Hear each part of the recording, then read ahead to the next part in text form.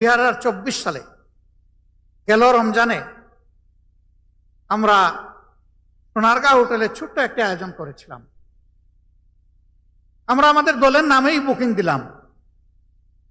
কর্তৃপক্ষ আমাদেরকে অনুরোধ করলো, দেশের পরিবেশ পরিস্থিতির কারণে আপনাদের কাছে আমাদের একটু দুঃখ প্রকাশ করতে হচ্ছে। আমরা বললাম, কি সেই দুঃখ প্রকাশ? তারা বললেন, মেহরবানি করে আপনারা কোনো ব্যানার দিবেন না। আমরা বললাম, ঠিক আছে, আমরাই আমাদের ব্যানার আমরা দিব না। বললো, তাইলে আর কোনো অসুবিধা নেই। আমাদের ইফতার মাহফিল শুরু হওয়ার 3 ঘন্টা আগে পুলিশ পাঠিয়ে দিয়ে বলা হলো, আপনারা ইফতার মাহফিল করতে পারবেন না। আমি তখন আমার বাসা থেকে সোনারগাঁও হোটেলে যাওয়ার পথে আমার সহকর্মীরা জিজ্ঞেস করলেন, কি করব? আমি বললাম, আমাদের যারা দাওয়াত পেয়েছিলেন তারা কি এসে গেছেন?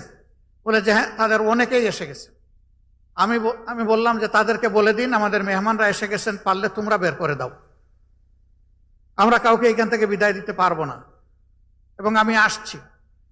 আল্লাহ যেন সেই পর্যন্ত আমাকে হায়াত দেন আর আপনারা অপেক্ষা করেন। আমি যাওয়ার পরে জিজ্ঞেস করলাম, আমাদের অপরাধ কি? বলে যে স্যার, আপনাদের কোনো অপরাধের বয়ান আমরা দিতে পারবো না, আমরা প্রচন্ড চাপে আছি। আমি বললাম, সেই চাপটা কে দেয়? ওই যে উপর মহল থেকে। আমি বলি যে আমি কোনো উপর মহল মানি না, এটা আমার নাগরিক অধিকার।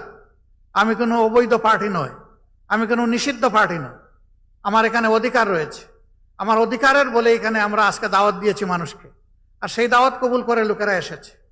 আমি শুধু অতীতের ফ্যাসিস্ট বাংলাদেশের একটি ছোট্ট উদাহরণ আপনাদের সামনে পেশ করলাম।